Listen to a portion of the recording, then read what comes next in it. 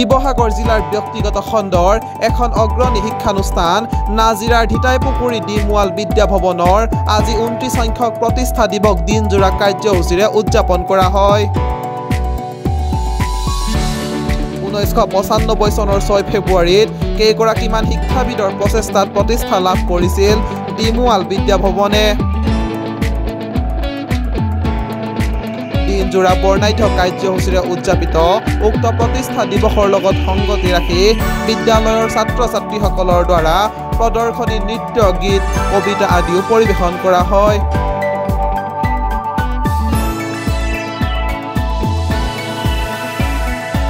9 বজাৰ পৰা দিনজোৰা কাৰ্যসূচীৰে অনুষ্ঠিত কাৰ্যসূচীত ছাত্ৰ-ছাত্ৰীসকলৰ সমাৰোহৰ পিছতেই পতাকা উত্তোলন স্মৃতি তৰ্পণৰ সমান্তৰালকৈ অনুষ্ঠিত হয় এখনি মুকলি সভা।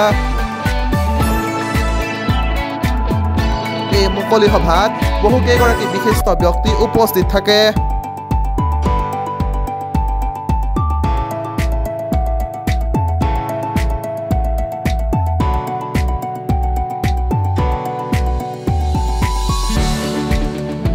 ডিমৱাল বিদ্যাভৱন বিদ্যালয়খন 1995 চনত প্ৰতিষ্ঠা কৰি আহি আজি 29 সংখ্যক বৰ্ষত উপনীত হ'লেই। কিন্তু এই বৰ্ষটো আমাৰ কাৰণে অতি গৌৰৱৰ বিষয়। এই বছৰতে আমাৰ হাইস্কুল শিক্ষান্ত পৰীক্ষাত 10ম স্থান লাভ কৰিবলৈ সক্ষম হৈছে বিদ্যালয়ৰ এজন ছাত্ৰ ঐশ্বত বৰুৱাই। আমাৰ বিদ্যালয়লৈ গৌৰৱ অৰ্জন কৰি আহিছে। এইটো বিষয়ে আপোনাক সকলোৱে প্ৰচাৰ কৰিছিল মাধ্যমত। গতিকে আমি এই বছৰটোতে আৰু এটা আমাৰ সফলতা, আমি উচ্চতৰ মাধ্যমিক শ্ৰেণীটো খুলিলোঁ। একাদশ শ্ৰেণীৰ ছায়েন্স আৰু বাকী ছায়েন্সৰ বাহিৰে আৰ্টছ কমাৰ্চ আমি দুইটা এইবছৰ নতুনকৈ খুলিছোঁ। গতিকে বিদ্যালয়খনে বিভিন্ন দিশত আমি আগুৱাই আহি আছোঁ বুলি আমি নিজে উপলব্ধি কৰিছোঁ। আমাৰ বিদ্যালয়খনে ধাৰাবাহিকভাৱে এতিয়ালৈকে হাইস্কুল শিক্ষান্ত পৰীক্ষাত যিটো ফলাফল 100% আমি ধৰি ৰাখিবলৈ সক্ষম হৈ আহিছোঁ। আৰু বিশেষকৈ আমি 47 জন ছাত্ৰ এতিয়ালৈকে আমাৰ 100ৰ ভিতৰত 100 নম্বৰ পাই হাইস্কুল শিক্ষান্ত পৰীক্ষাত উত্তীৰ্ণ হৈছে। এইসমূহ আমাৰ বিদ্যালয়ৰ আমি কৃতিত্ব বুলি গৌৰৱ অনুভৱ কৰোঁ। এই বিদ্যালয়খন ৰাজহুৱা খণ্ডত প্ৰতিষ্ঠিত এখন জাতীয় বিদ্যালয়। ইয়াত আমাৰ বৰ্তমানলৈকে শিক্ষা উন্নয়ন সমিতিৰ সদস্য 221 জন আছে। গতিকে এইখন বিদ্যালয়ত বিভিন্ন অভিভাৱক, দাতা সদস্য, শুভাকাংক্ষী প্ৰত্যেকজন ব্যক্তিয়ে নিজৰ বিদ্যালয় বুলি আঁকোৱালি লয়। ইয়াত কোনো আমাৰ যদিও এখন আমাৰ শিক্ষা উন্নয়ন সমিতি আছে, আচলতে আমি বিদ্যালয়খন প্ৰশাসনিক দিশটোতে আমি গুৰুত্ব দিওঁ, কিন্তু বাকী গোটেইখিনি সৰ্বাংগীন বিকাশৰ কাৰণে অভিভাৱক, অভিভাৱিকা তথা শুভাকাংক্ষী ব্যক্তিসকলে বিভিন্ন ধৰণে আমাক সহায় সহযোগ কৰি উপকৃত কৰি আহিছে।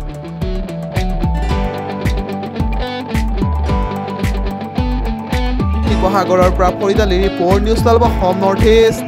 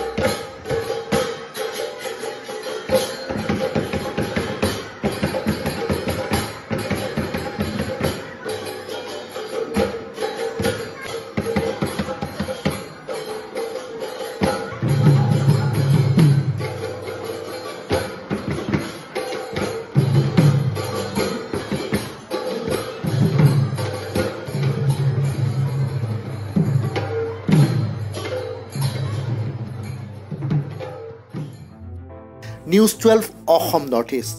যাত্ৰা আমাৰ অবিৰত, সংকল্প অপ্ৰতিৰোধ্য।